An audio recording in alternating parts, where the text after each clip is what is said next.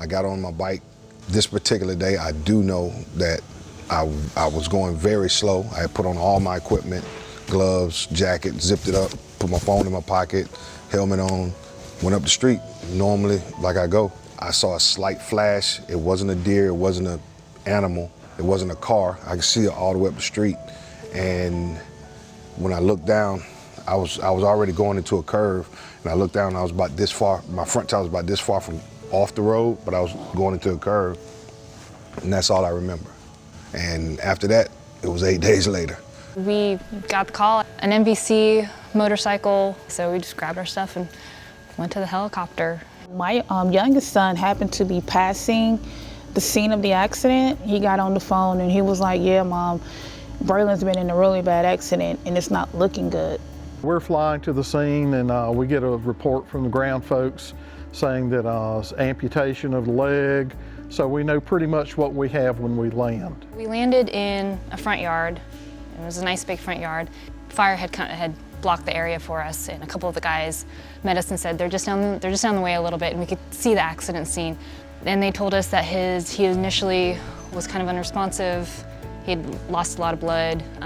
Bystander put on a tourniquet. They put on another tourniquet, fluid bolstered him, and brought his blood pressure up from, I think, the 60s to where it was palpable. He was responding appropriately. We do a quick assessment of him.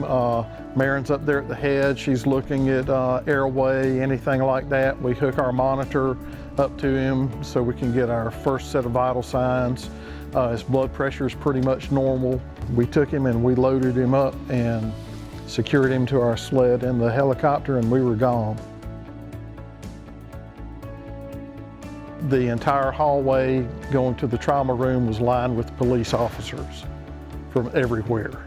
Atlanta Police, Fulton County, different other jurisdiction was there. It's a family. When one is hurt, all hurt. That had tears in their eyes.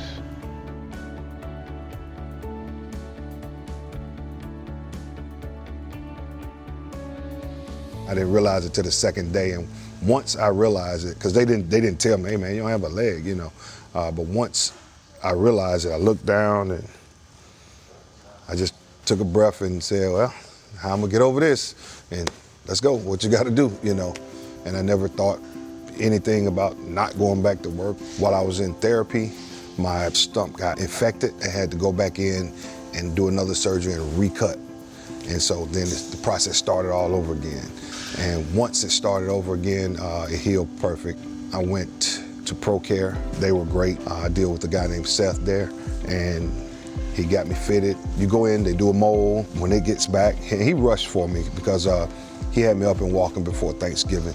And I was actually able to, you know, I rolled in one day and walked out the same day, and that was great. It was a real great feeling. I was able to walk out of there and been walking ever since. When someone explained to me that he had been flown to the hospital by helicopter, when something is flying in the sky, we just take for granted, you know, it's going place. But those individuals saved my son's life, and I'm very appreciative of that. These people that we're picking up and their families are probably having the worst day of their life, and we're there to try and make it better. And that's what I'm looking to do in my life, is to try and make somebody else's life better, because I've been so blessed in mine. We don't ever get to see that follow-up, almost never. So it was nice to see how well he was doing, to see where he was in his life, to see the impact that it had on his family, that he was still there with them, and that was great. Now I know what angels look like. Once again, thank you guys.